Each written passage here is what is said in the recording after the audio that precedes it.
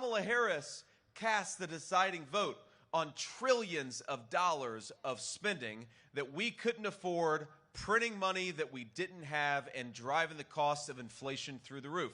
That was thanks to Kamala Harris. Kamala Harris went to war on the American energy industry, driving the cost of fuel and gas and everything else through the roof.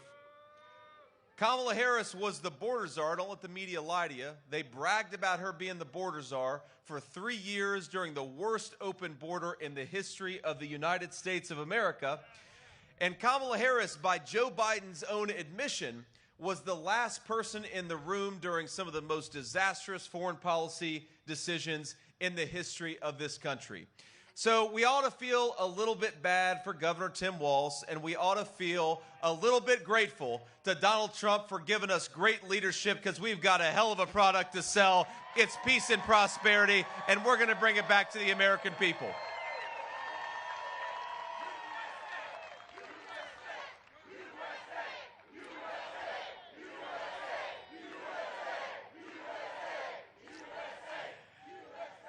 Now, a lot of you know my story. I've actually got my 4-year-old is here campaigning with us, and we're having a lot of fun. Now, of course, right behind us, we've got this great motor speedway, and I'll say that, I don't know if y'all saw, you probably couldn't see because we've got these semi-trucks everywhere, but the Secret Service took us on a little run around the race car track. That was pretty fun. Pretty fun for the 4-year-old, though I will say, and I love these Secret Service guys, they're doing a good job, but man, they drive like they're driving Miss Daisy. I do not think that we got close to 28 miles per hour out there on a racetrack. My 4-year-old is raising hell in the back seat. He's like, "Daddy, aren't we on a racetrack?" And I'm like, "Yeah, I thought so. I thought so." But, you know, it drives home how much we have a great tradition of driving and of sportsmanship and of building the vehicles that have made this country go for a century in the state of Michigan. That's an incredible thing to be proud of. But you know what we have done over this country the last 3.5 years? We've got a vice president who has declared war on the Michigan auto industry and has said that she wants to force everybody to drive an electric vehicle. Is that a good deal for the state of Michigan?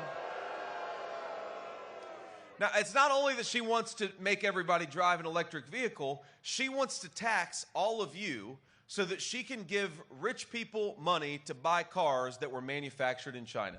It's the worst, and this is why I say Governor Tim Walz has got to sell the worst product in America, because I think Michigan auto workers would join me in saying we need to build our own cars and Americans can drive whatever the hell they want to, because this is the United States of America and we believe in freedom.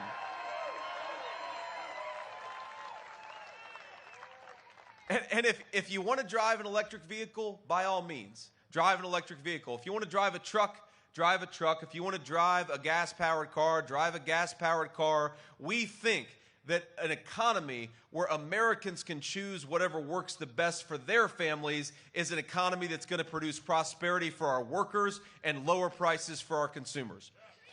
The Kamala Harris record, we've got to remember, Michigan families are paying about $1,000 more per month thanks to Kamala Harris's policies. Think about that. You gotta spend $12,000 more every single year just to afford the things that you could have afforded when Donald Trump was president. That's a disgrace, by the way, and that's an insult to American families. And as a person who was raised by a grandmother who sometimes, my friends, struggled to, she would forego paying medical bills so that she could put a nice meal on the table for me and my sister. I know, and I know we got a lot of great grandparents out there, and we're thankful to you, and we love you. But when Kamala Harris pursues policies that have grocery prices 25% higher than they were 3 years ago, it's people like our grandparents who are struggling to pay those grocery bills. I remember when my grandmother, and I know it gets awfully cold in winter in Michigan, a lot colder than it does in the state of Ohio.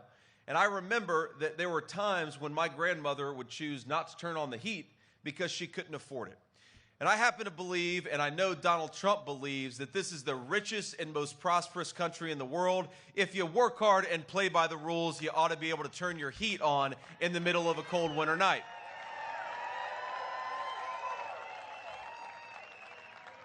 But I know there are a lot of American families who are going to forego, who are going to sacrifice on the basics because of the inflation of Kamala Harris.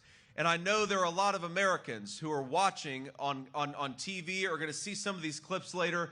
And I just want to say, I think I speak for every single person at this rally, that if you work hard and play by the rules, Donald Trump and I are going to fight for an economy where you can provide for your family however you see fit. That is the American dream.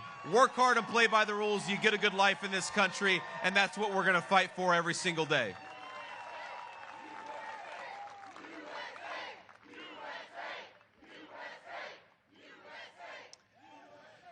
And we got to be honest about the fact that we have got a terrible border crisis in the United States of America, thanks simply to Kamala Harris's policies.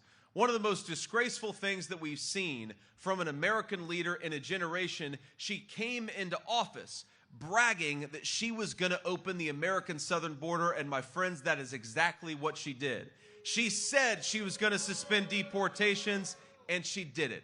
She said she was going to stop Donald Trump's Remain in Mexico policy, and she did it. She said that she was going to promote asylum fraud, and that's exactly what she did. And so our message to Kamala Harris, who's asking for a promotion, is you have failed at your basic responsibility. Go back to San Francisco where you belong. You don't belong anywhere near the Oval Office.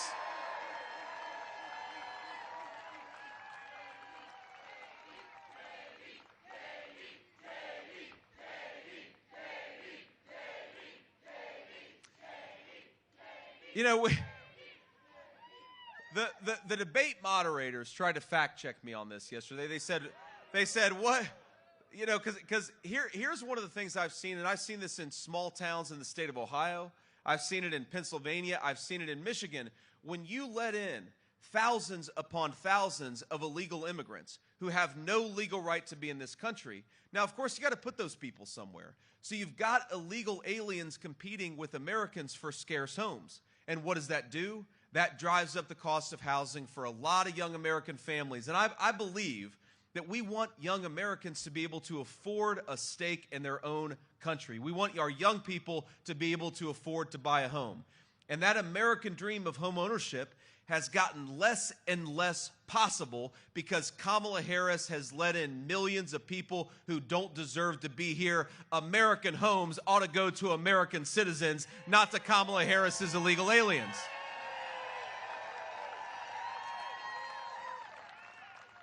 And so while Kamala Harris has rolled out the red carpet for illegal aliens, she's offered to give Medicare to illegal aliens, which would bankrupt that program and throw millions of our elderly citizens into poverty. She has offered to give Social Security to illegal aliens, which of course would destroy that program too. Kamala Harris has said she wants housing and medical benefits to go to people who don't have the legal right to be here in this country. So if the Kamala Harris plan is to roll out the red carpet and open our border, you know what the Donald Trump plan is? Build the wall and send people back to where they belong. You don't get to come into our country illegally and take advantage of our people.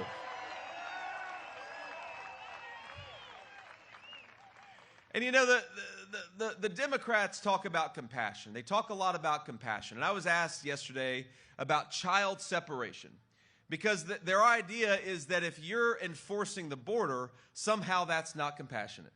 And there is no bigger lie in this country told by Kamala Harris and her media allies.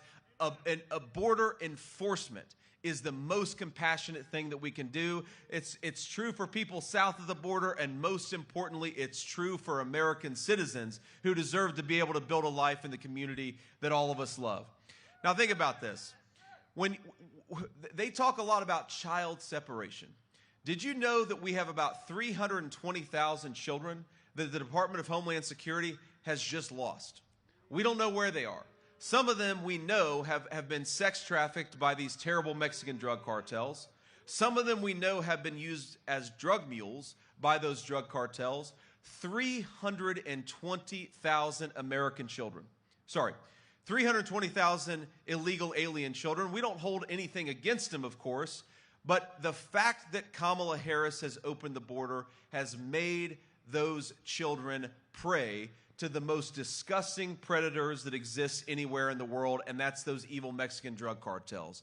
So every time somebody tells you that it is compassionate to open the border, tell them about those 320,000 missing children.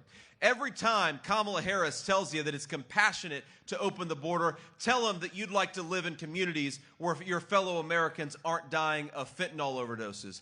Tell Kamala Harris that the compassionate thing is to close the border. It's to re-elect Donald Trump and bring border security and sanity back to the United States of America.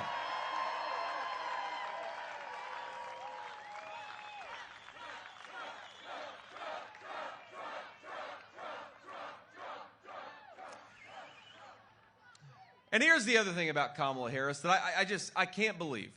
We have never had in the history of this country a candidate. She talks a lot about threats to democracy. Can you believe the shamelessness of this person to talk about threats to democracy when she is running for president without earning a single Democratic primary vote? I'd say that's a threat to democracy.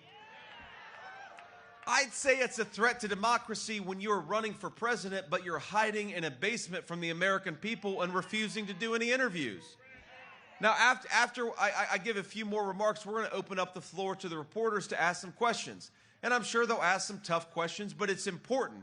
Whether you're talking about hostile media or friendly media, it is important if you want to be the president and vice president of the United States to go out there and earn the American people's votes, not expect it to be given to you. That's the Kamala Harris approach, and we reject it. So, now I will say that if you ever watch Kamala Harris's interviews, there's been like 3 of them that she's done the whole campaign. You realize why she doesn't ever give these interviews to begin with.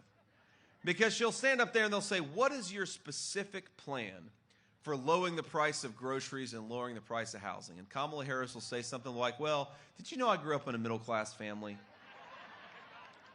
I used to mow the lawn. We had a very pretty lawn. She'll just go on and on about something that has nothing to do with their actual plans and policies for the American people. Or they'll say, you know, Kamala Harris, the world was much more stable and peaceful when Donald Trump was president. Now we have a new war breaking out seemingly in every continent. What is your plan to bring back peace and stability to the world? And just say, you know, when I was a teenager, I worked at McDonald's and I was very good at making the hash browns. And any person with a lick of common sense is watching and saying, well, okay, but what the hell does that have to do with bringing peace and stability back to the world? Now, here's a plan that I would propose to Kamala Harris, and I mean this in good faith, Kamala. If you'd like to bring peace and stability back to the world, I recommend you vote for Donald J. Trump for president because he's already done it, and he's going to do it again. If you'd like to deliver rising take-home pay and low inflation, you might consider sending a donation to Donald J. Trump, Kamala Harris, because he already did those things and he's got a plan to do it again.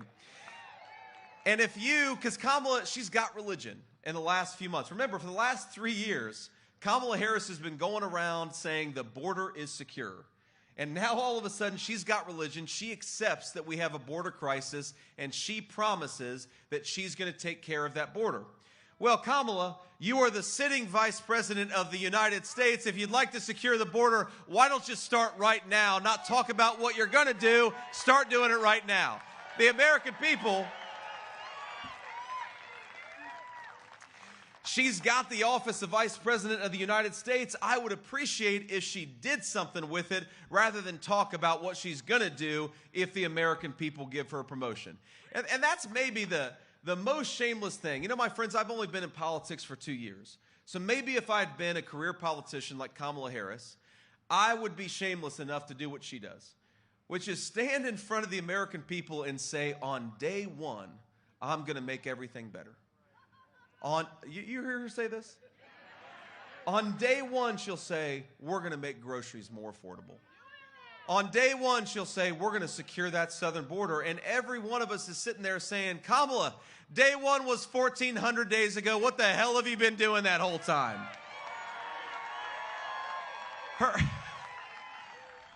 Her whole campaign is about gaslighting the American people and pretending that she is nowhere near the seat of power when she is the sitting vice president of the United States.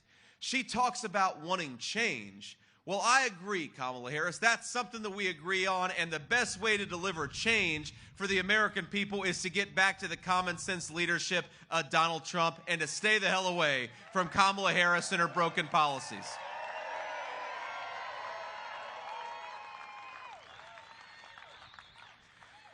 Now, Kamala knows, of course, that she cannot win running on what she's actually done, because what she's actually done has been a disaster. You look at every poll will tell you the country, we know that we're on the wrong track. I think we've got the greatest country in the history of the world. The only thing we got to fix about it is the broken leadership. So here's what she'll do. She will lie and gaslight. She'll pretend she had nothing to do with anything, even though she's been the sitting vice president for 3.5 years. And if that doesn't work out, she's got a backup plan. And that backup plan is censorship. Now, I was asked earlier today, how do you bring a divided country back together? And I actually don't think it's that complicated. Because, yeah, Americans, we disagree with each other on a whole host of issues, but we've always disagreed with each other on a lot of issues. We've always had intense political disagreements in this country. What is new about 2024 is that we have got Kamala Harris, who is promising not to persuade her fellow citizens, but to censor them, to silence them, and to shut them up. So if we want to bring back common sense to American politics and we want to bring back American unity, here's my message to Kamala Harris. Stop trying to silence your fellow citizens. Get out there and persuade them for a change, and get out there and make your case to the American people.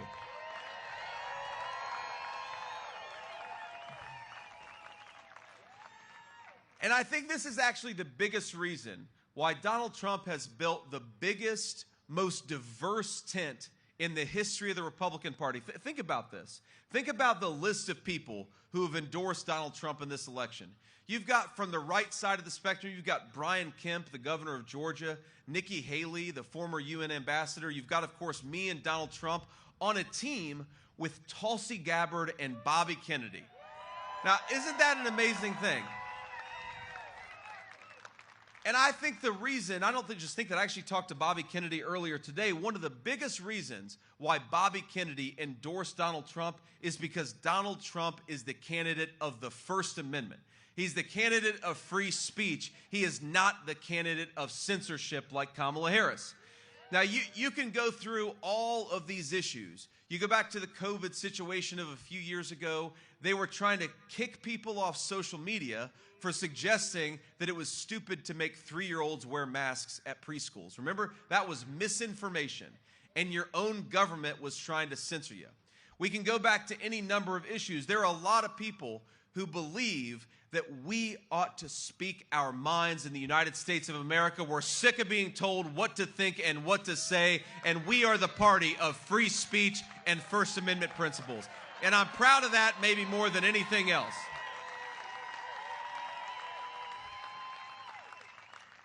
Because if you don't believe in the First Amendment, nothing else makes sense in the United States of America. If we can't debate and disagree with our fellow citizens, then we do not have the most fundamental rights guaranteed by the U.S. Constitution.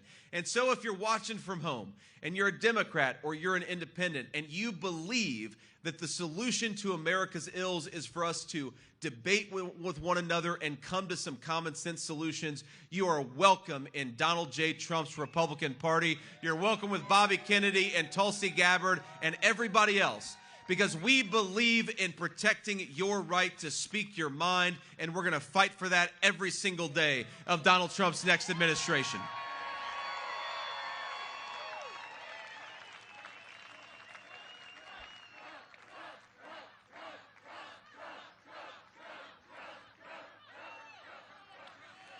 And here, the last thing I'll say about this, then I'll take some questions. The most disgraceful form of censorship that you see in the country in 2024 is when Kamala Harris calls the citizens of her own country, she calls them racist for daring to say that her wide open border is a disgrace.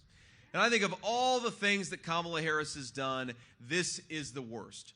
Because it is a fundamental right of this country that when we think Kamala Harris is doing a bad job, we have the right to say so. When we see Kamala Harris flooding our communities with fentanyl, we have the right to say so. When we see Kamala Harris allowing 320,000 children to go missing, we have the right to say so. Kamala Harris, I have a suggestion. Stop trying to silence your fellow citizens. Get out there and persuade them and do your damn job. That's a much better solution to the problems that plague this country.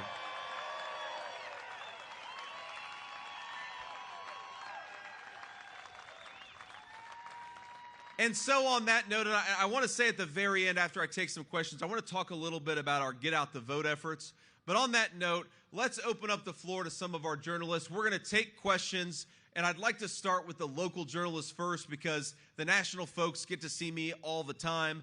But local journalists, please ask a question if you've got one. I think we're passing around a microphone back there. But ask about anything because, again, Donald Trump and I believe we ought to earn your vote, and part of that is answering tough questions.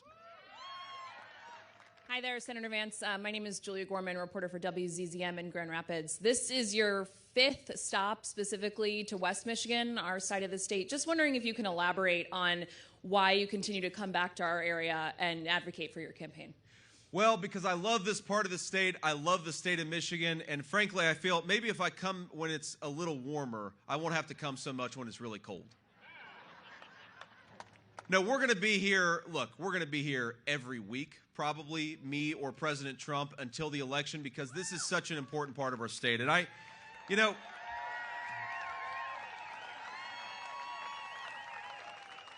and obviously these folks agree. But look, one of the things I love about this area is that it exemplifies a proud American spirit of craftsmanship, of making things with your hands, of doing things extraordinarily well, and being proud in building a great American product. And one of the things that happened in my hometown is that we decided that we didn't need to make things in the United States of America anymore. That was a bipartisan decision. It was a bad decision, and the steel mill that employed my grandfather for 40 years went from about 10,000 employees to about 2,000 employees, and it was one of the lucky ones because a lot of those steel mills completely disappeared.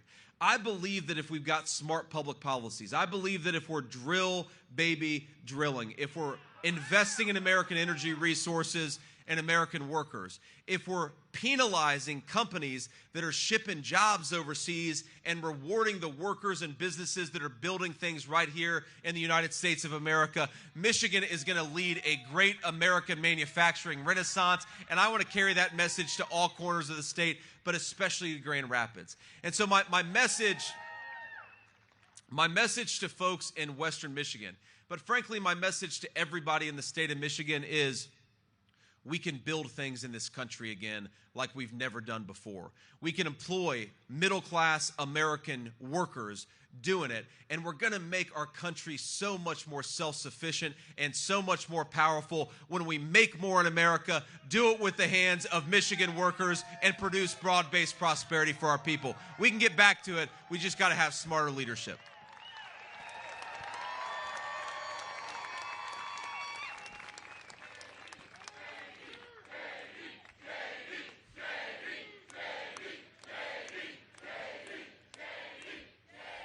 Hello, Senator Vance. Hi, Senator Vance. Thank you for your time. I'm Matt. Good to see you. Matt Whitcoast from Fox 17. I appreciate you taking the time to answer this question. We obviously hear your message and Trump's message, former President Trump's message on election integrity. What do you say to both the Republicans and Democrats who are the township clerks, the city clerks, the county clerks, and state clerks who are saying they are providing a secure and fair election?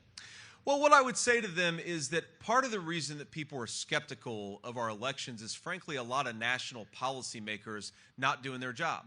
So let me give you an example. Just last week, we had a broadly popular piece of legislation called the SAVE Act, which would have made it harder for illegal aliens to vote in American elections.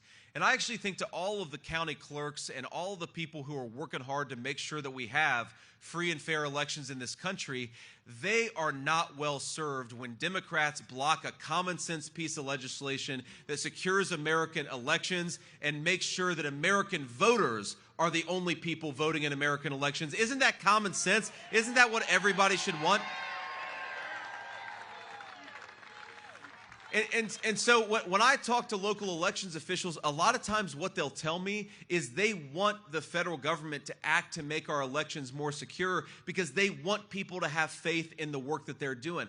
Folks, a lot of them, and I wish you would say thank you to them if you meet them. There are a lot of poll workers out there that are working hard to keep our elections safe and secure. We ought to say thank you to these folks, but we also ought to recognize that their federal government, led by Kamala Harris, seems to want to make it easier for illegal aliens to vote. Donald Trump and I want to make it harder for illegal aliens to vote and easier for American citizens to vote.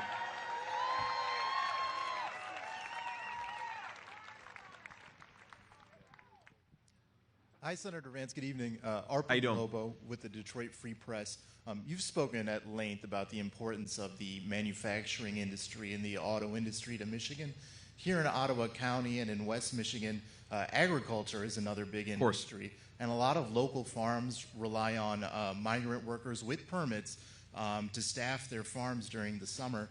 I know you've spoken about the importance and the priority your and President Trump's administration would have on day one to secure the border for illegal crossings. What would be the administration's plan to ensure that farms in Michigan and everywhere throughout the country would still be able to have adequate workforces come harvest season? Well, look, if you're a legal resident of this country, whether your family's been here for 10 generations or one generation, we want you to work, we want you to provide for your family, and we want you to be able to live the American dream.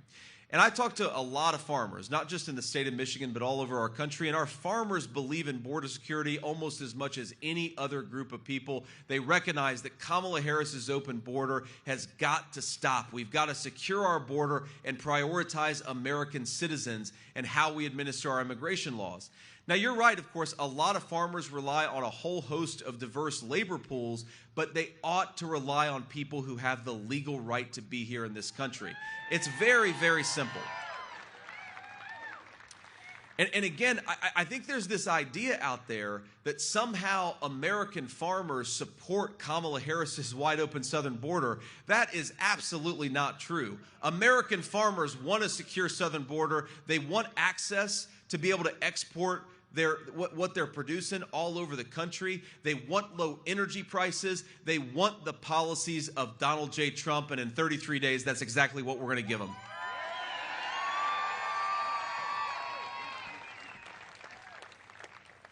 Hello, Senator Vance. Princess Jeanne Steverson with News Channel 3 in Kalamazoo.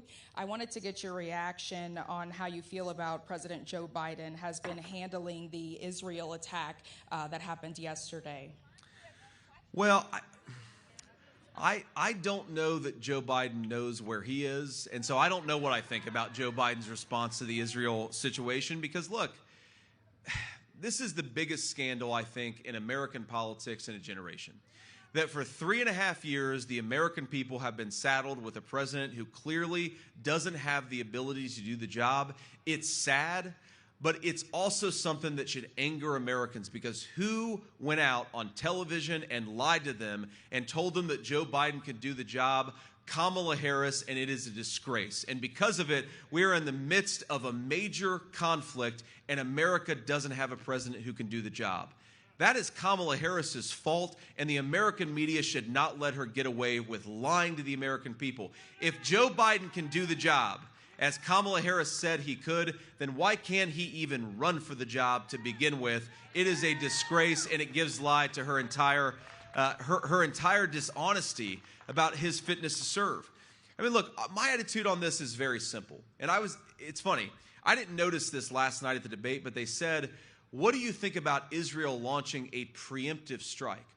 And then it occurred to me today, well, hell, The Iranians just launched 180 ballistic missiles. That's not a preemptive strike when you strike back. That is responding to an aggressive attack, and Israel ought to have the right to do whatever it thinks it needs to do to secure its own security.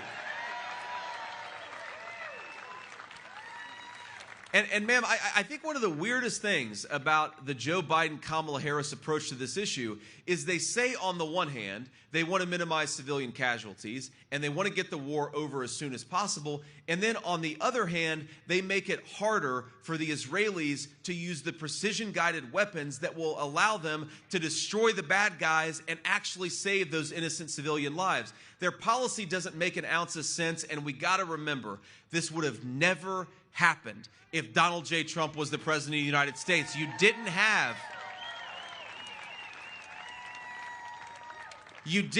terrorist organizations launching these disgusting attacks. You didn't have one country invading its neighbors because Donald Trump was strong and Donald Trump was smart. And that strength and that intelligent diplomacy kept the world at peace.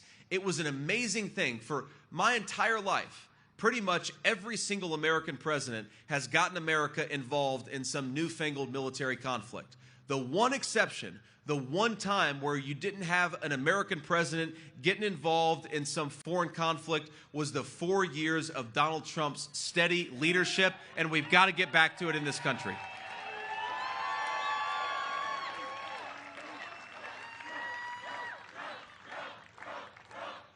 And ma'am, we'll make this the last question. Go ahead, ma'am. Hello, Senator Vance. I'm Sarah Leach. I'm from the Detroit News. The Biden administration awarded a $500 million grant to GM to convert an existing Cadillac car plant to an electric vehicle plant. Will a new Trump administration honor this for GM or pull back?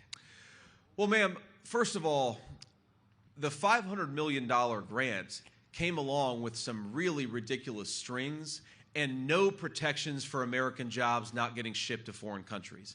Because a lot of not just the cars themselves, but the battery components, the minerals, this stuff is all produced in China. And so when we write massive checks on American taxpayer expense to these companies, a lot of times what we're doing is selling American middle-class jobs to the communist Chinese, and we ought to be doing exactly the opposite. We ought to be rebuilding the American middle class and investing in our own workers, not shipping our tax dollars off to electric vehicles made in China.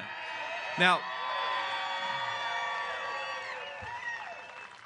here's the problem with forcing people to buy electric vehicles and then subsidizing. Again, a lot of those subsidies go to China. But even if you assume that a lot of them stayed in America, which they don't, the issue is people don't want to be forced to drive electric vehicles. And so if you don't have the demand for those cars, what you end up doing is destroying the American auto industry and all of the good jobs, union and non-union alike, that depend on that industry. So GM, I believe, just announced that it was laying off something like 1,500 workers. Stellantis announced that it was laying off 2,500 workers. These companies are still shipping their factories to Mexico or closing down the factories altogether because Americans don't want to buy so many electric vehicles. So the way to promote Michigan auto workers is to allow them to make the cars that Americans actually want to buy. Empower Americans, empower Michigan auto workers, and that's how you guarantee prosperity for Michigan auto workers and everybody else. This thing, I mean, we could go on and on about this, but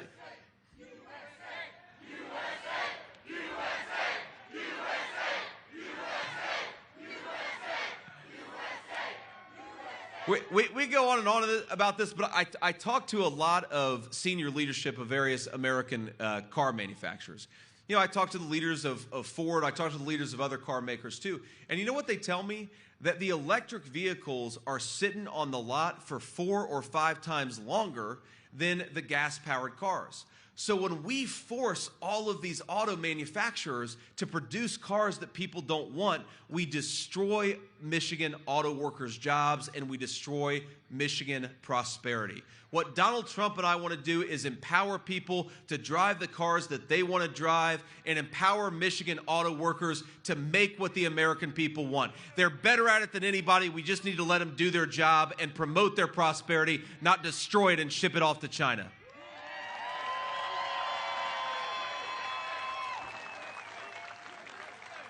Now, let me just close with this, and I'm sorry we got to leave, we got to hit the road here, but it's been really, really fun to be here with you this evening. I'm going to be back a lot. You're probably going to get sick of me because you're going to see me so much here in Western Michigan. I appreciate that. But look, here's the thing. We are not going to win this race unless we get out there and vote, and if we do, we are going to make Donald Trump the next president of the United States. It is that simple. It is so simple. Now, you see the president talk a lot about this. He'll say, Harry, get off the couch. We're going to get off the couch and actually go and vote. So there's a website I want to encourage you all to go to. It's called swampthevote.com. Swampthevote.com. You can do a few things there. Check your registration. Check your polling place. And also find out all the ways that you can vote. Because, look, I'm one of these guys who I wish that we had election day, not election season. But we are where we are. And I talked to a lot of people who would love to vote on Election Day, but something came up. So the way to guard against that is, if you're able, vote early, vote by mail, take advantage of what's out there for you, because if the Democrats are taking advantage of all these avenues of voting and Republicans aren't, we're not going to win this election. So here's the thing. I talked to a colleague of mine, and when he talks to crowds like this, he'll say, I want you to get out there and I want you to vote 10 times. And everybody gets a little uncomfortable because, you know, we're Republicans. We only vote once. We do things the right way. Here's the way to vote 10 times legally.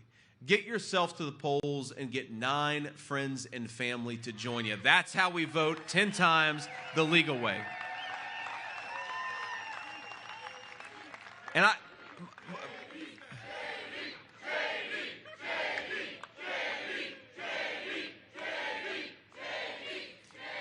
And look, my friends, I really do believe. I look at the polls, I look at the energy on the ground, I feel so confident that we are going to win this race and make Donald Trump the next president of the United States.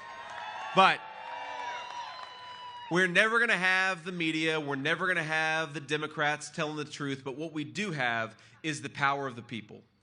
So we've got 33 days. Get out there, knock on every door, make every phone call, get your neighbors to the polls, and let's get out there and give the American people the president they deserve. Give them Donald J. Trump, and let's get common sense leadership back in the White House. God bless you all. Thank you for having me, and thanks for all the